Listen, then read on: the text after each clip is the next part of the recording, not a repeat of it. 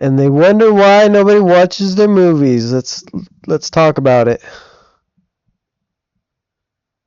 Anything to release me from the torment. But you know what? That was still more fun than watching Supergirl, partly because I won the bet, so at least I made some money out of it, but mostly because at least it was over quickly. Supergirl, on the other hand, stretched out into almost 2 hours of abject misery and boredom. Yeah, it was pretty bad. I watched only half of it. I was gonna say you feel it by the end, but who am I kidding? I was feeling it after like 20 minutes. I hate this. Yeah, exactly how I felt during the movie. Everything we all feared it would be, and more. So much more. A cringy, cliched, tedious mess of dull, lifeless action scenes that we've seen a million times before. That fucking face, man. One-dimensional characters with nothing even resembling arcs. The kind of safe, edgy humor that's become the hallmark of these factory-produced superhero flicks. All the usual played-out James Gunnisms that ran their course like half a decade ago. Cinematography that looks like someone smeared the results of my chili sauce shot all over the camera lens. And a protagonist who's about as likeable and empathetic as a British politician. In short, Supergirl is a fucking disaster. The wrong movie at the wrong time, based on the wrong source material, made by the wrong people and starring the wrong actress. But we'll talk more about that later. Everything was wrong about it. The tempo, anyway, the plot line. Let's just do the plot. So a series of flashbacks explain how Kara's father separated a chunk of Krypton called Argo City from the rest of the planet when it got destroyed. But oh no, it also released kryptonite, or something, and everyone's slowly dying of radiation poisoning, so her parents send her and her dog Krypto off to Earth to meet up with Clark. But she's like, nah, I'm too cool for you, and spends most of her time dicking around on planets with red suns so that she can get drunk and party, and look like the kind of girl you'd find passed out in a pool of her own vomit round the back of a nightclub on a Sunday Coachella morning. Vibes, like she was just going to Coachella all the time. Character. Can't wait to see more of this. So we pick up with Kara celebrating her 23rd birthday by, you guessed it, getting drunk and partying. That's when she meets up with Ruthie, who's out to kill some dickhead named Krem in revenge for murdering her family. But Kara's like, nah, it'll be fine. But it turns out it won't be fine when Krem himself shows up and steals Kara's ship and shoots Krypto with a poison dart that'll kill him in 3 days if he doesn't get an antidote. Wow, that was lucky, wasn't it? Lucky the antagonist of the movie just happens to show up right after he's been mentioned. Exactly lucky that he shoots Krypto with a slow-acting poison instead of just vaporizing him or something. Why can't he just lucky this all creates the perfect setup for our reluctant hero to join forces with a young, strong female character. Right.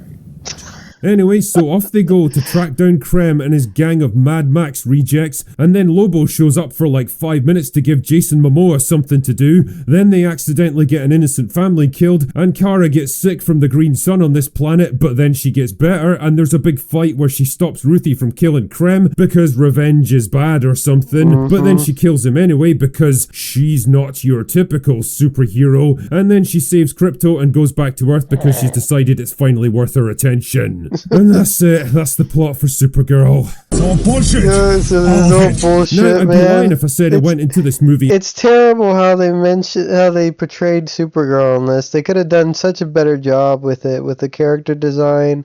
I mean, they got the wrong actress for it for some reason. They picked this one, and she didn't fit the bill. And making her a 30-year-old middle-aged man with drinking issues doesn't seem to help out a lot.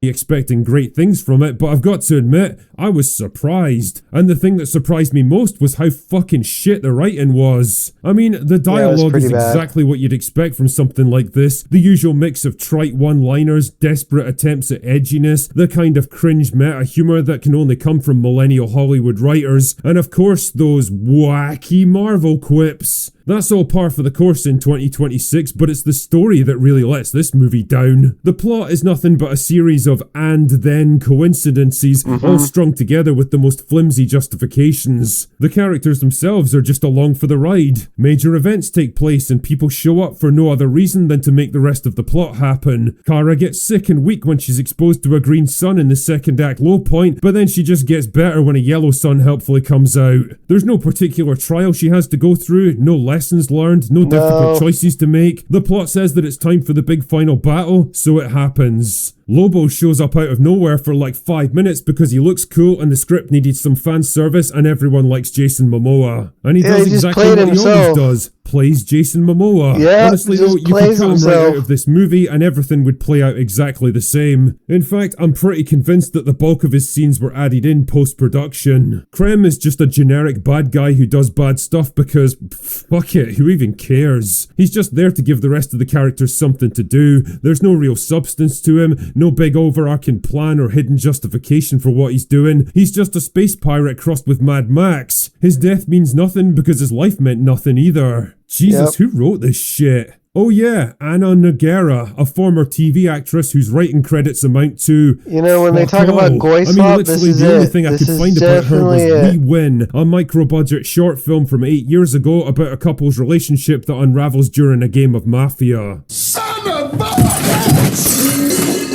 Oh yeah, that totally justifies putting her in charge of a $200 million superhero blockbuster. You're seriously telling me you couldn't find anyone better qualified for this job than a failed actress who aged out of the industry with precisely one screenwriting credit to her name? Fuck off, James Gunn. Honestly, I'm surprised you didn't cast your own wife in this just so you could watch her get railed by Lobo. Then there's Kara herself, who's apparently based on the not particularly popular Tom King run of comic books, which helpfully ignore half a century of character development to paint Kara as a cringy punk rock anti-hero. Yeah, they did really bad job with this one. To be honest, that little cameo she got at the end of Superman already told us what kind of an annoying arsehole she was gonna be. Thanks for watching him, bitch!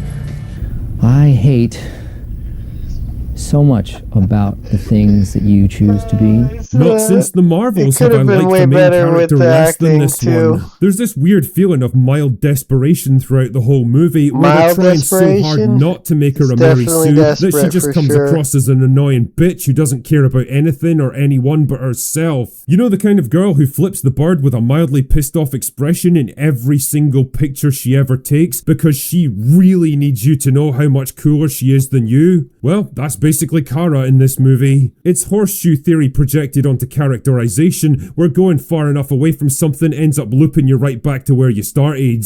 An insufferable arsehole. They're trying so hard to paint her as this jaded, cynical, world-weary pragmatist who's tried and failed to be a hero and just wants to be left alone now, but it doesn't fucking work because she's like 23 years old. This is the kind of thing you do with a 50-year-old man, not some young girl who's just starting out. Like, how the fuck can you have a life of regrets when you've barely even lived a life to begin with? If they had to do some kind of anti-hero arc with her, they should have made her this rebellious, energetic, loose cannon who acts first and thinks later, convinced that she can help everyone, only to discover real life is more complicated than just punching the bad guy. Apparently. You have to show us the fall so that we can cheer for the Hollywood, rise. it's very hard. For all the hype and controversy swirling around it, Supergirl is nothing but a depressingly bleak, horrible-looking, uninspired, generic superhero movie whose only USP turns out to be its biggest weakness.